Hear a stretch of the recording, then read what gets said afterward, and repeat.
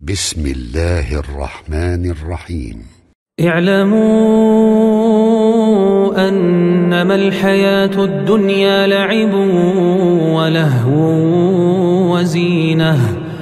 وزينة وتفاخر بينكم وتكاثر في الأموال والأولاد كمثل غيث أعجب الكفار نباته ثم يهيج فتراه مصفرا ثم يكون حطاما وفي الآخرة عذاب شديد ومغفرة من الله ورضوان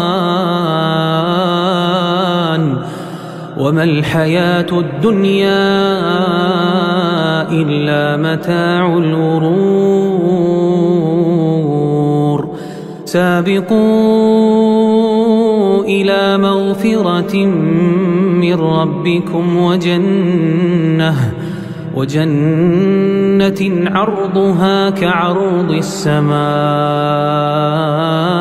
والأرض أعدت للذين آمنوا بالله ورسله ذلك فضل الله يؤتيه من يشاء